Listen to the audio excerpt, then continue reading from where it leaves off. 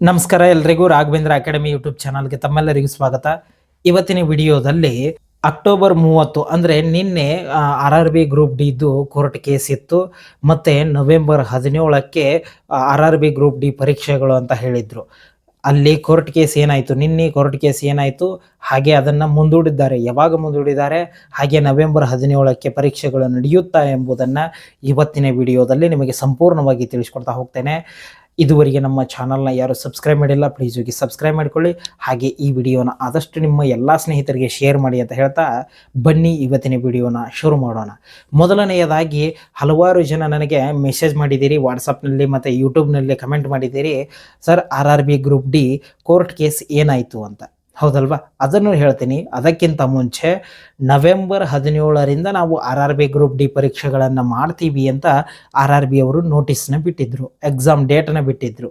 ಅದು ನಡೆಯುತ್ತಾ ಇಲ್ವಾ ಅನ್ನೋದು ಫಸ್ಟ್ ಡೌಟ್. ಹೌದಲ್ವಾ, ಮೊದಲನೆಯದಾಗಿ ಹೇಳೋದಾದರೆ RRB ಗ್ರೂಪ್ ಡಿ ಪರೀಕ್ಷೆಗಳು ನವೆಂಬರ್ 17ರಿಂದ ಪರೀಕ್ಷೆಗಳು ನಡೆಯಲ್ಲ. ಯಾಕಂದರೆ ಇನ್ನೂ ಅದು ಕೋರ್ಟ್ ಕೇಸೇ ಮುಗಿದಿಲ್ಲ. ಅದು ಒಂದು ರೀಸನ್. ಇನ್ನೊಂದು ರೀಸನ್ ಏನು ಅಂದರೆ, ಆವಾಗ ನವೆಂಬರ್ 17ಕ್ಕೆ SSC CHSL ಪರೀಕ್ಷೆಗಳಿರ್ತವೆ. ಹೀಗಾಗಿ ಎಕ್ಸಾಮ್ ಸ್ಲಾಟ್ಗಳು ಖಾಲಿ ಇಲ್ಲ, ಅದು ಪರೀಕ್ಷೆ ನಡೆಯಲ್ಲ. ಇನ್ನು ಕೋರ್ಟ್ ಕೇಸ್ ಏನಾಯಿತು, ಮೊದಲನೆಯದಾಗಿ RRB ಗ್ರೂಪ್ ಡಿದು ನಿನ್ನೆ ಕೋರ್ಟ್ ಕೇಸ್ ಇತ್ತು. ಎಷ್ಟು, 30ನೇ ತಾರೀಕಿಗೆ ನಿಮ್ದು ಏನನ್ನೋದನ್ನು ನಾವು ಫೈನಲ್ ಮಾಡ್ತೀವಿ, RRB ಗ್ರೂಪ್ ಡಿ ಎಕ್ಸಾಮ್ನ ಇಡ್ತೀವಿ ಅಂತ ಹೇಳಿದರು. ಆದರೆ ನಿನ್ನೆನೂ ಸಹ ಅಂದರೆ ಅಕ್ಟೋಬರ್ 30ಕ್ಕೆ ಮತ್ತೆ ಕೋರ್ಟ್ನಿಂದ ಆದೇಶ ಬರಲಿಲ್ಲ. ಮತ್ತು ಏನಾಯಿತು, ಈ ಕೇಸನ್ನು ಏನು ಮಾಡಿದರು ಅಂದರೆ ಮತ್ತೆ 4ನೇ ತಾರೀಕು ನವೆಂಬರ್ 4ಕ್ಕೆ ಇದನ್ನು ಮುಂದೂಡಿದ್ದಾರೆ. ಅಂದರೆ 30ನೇ ತಾರೀಕಿಗಿತ್ತು ನೋಡಿ ನಿನ್ನೆ, ಅದು ನಿನ್ನೆ ಬಗೆಹರಿಲಿಲ್ಲ ಕೇಸು. ಹೀಗಾಗಿ ಅದನ್ನು ಮತ್ತೆ ಮುಂದೂಡಿದ್ದಾರೆ. ಯಾವಾಗ ಅಂದರೆ 4ನೇ ತಾರೀಕು.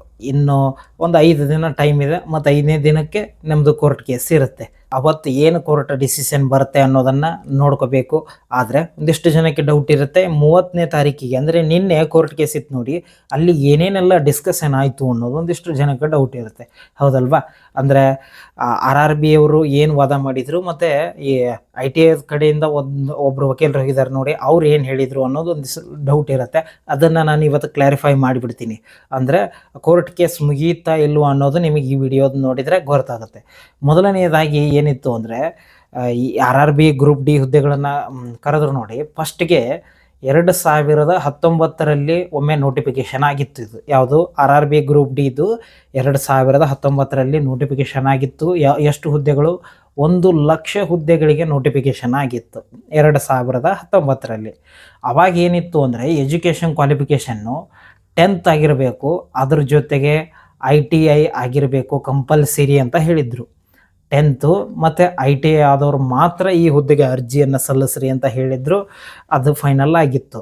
ಅದಾದ ನಂತರ ಏನು ಮಾಡಿದರು ಅಂದರೆ, ಆವಾಗಲೇ ಮತ್ತೆ ವೆಸ್ಟರ್ನ್ ರೈಲ್ವೆ ಒಳಗಡೆ ಮತ್ತೆ ನೋಟಿಫಿಕೇಷನ್ ಆಗುತ್ತೆ RRB ಗ್ರೂಪ್ ಡಿದು.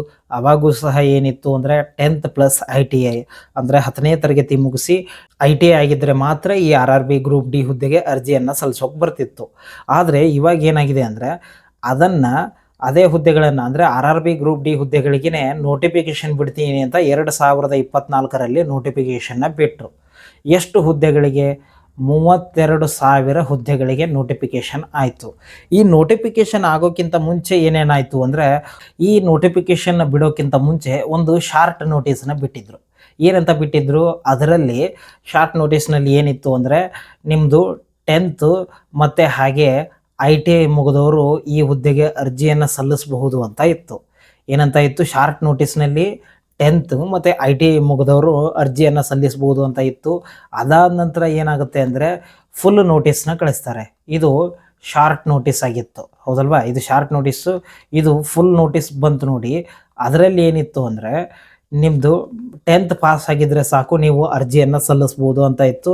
ಆವಾಗ ITI ಮೆನ್ಷನ್ ಮಾಡಲಿಲ್ಲ ಅವರು. ಫುಲ್ ನೋಟಿಸ್ನಲ್ಲಿ ಜಸ್ಟ್ ನಿಮ್ಮದು 10th ಪಾಸ್ ಆಗಿದ್ದರೆ ಸಾಕು, ನೀವು ಅರ್ಜಿಯನ್ನು ಸಲ್ಲಿಸ್ಬೋದು ಅಂತ ಏನು ಫುಲ್ ನೋಟಿಸ್ನಲ್ಲಿ ಬಿಟ್ಟರು. ಇದನ್ನು ಖಂಡಿಸಿ ಒಂದಿಷ್ಟು ಜನ ಈ RRB ಮೇಲೆ ಕೋರ್ಟ್ ಕೇಸ್ ಹಾಕ್ತಾರೆ.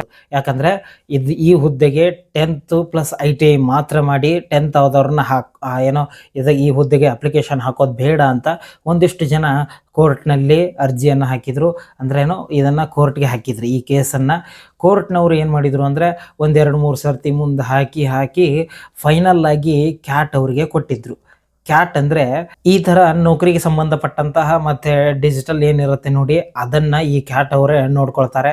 ಇವರಿಗೆ ಕೊಟ್ಟಿದ್ರು ಕೊನೆಯದಾಗಿ ಯಾವಾಗಿತ್ತು 30/10/2025 ಏನಿತ್ತು ಕೋರ್ಟ್ ತೀರ್ಪಿತ್ತು ಹೌದಾ. ಅವಾಗ ಕ್ಯಾಟ್ನವರಿಗೆ ಬಿಟ್ಟಿದ್ರು, ಅವರೇ ವಿಚಾರಣೆ ಮಾಡಿ ಅದಕ್ಕೆ ಪರಿಹಾರ ಕೊಡ್ರಿ ಅಂತ ಕ್ಯಾಟ್ನವ್ರಿಗೆ ಕೊಟ್ಟಿದ್ರು.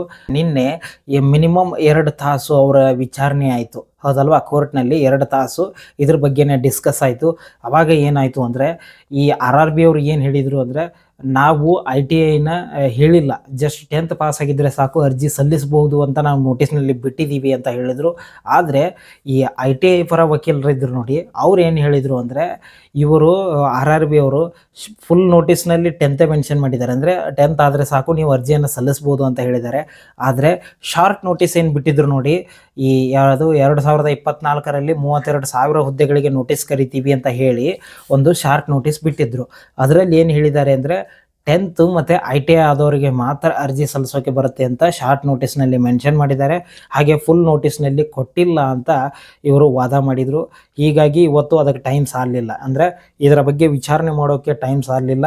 ಹೀಗಾಗಿ ಇದೇ ಕೇಸನ್ನು ಮತ್ತೆ ಯಾವಾಗ ಹಾಕಿದ್ದಾರೆ ಅಂದರೆ 4/11/2025 ಅಂದರೆ ನವೆಂಬರ್ 4ನೇ ತಾರೀಕಿಗೆ ಇದನ್ನು ಮುಂದೂಡಿದ್ದಾರೆ.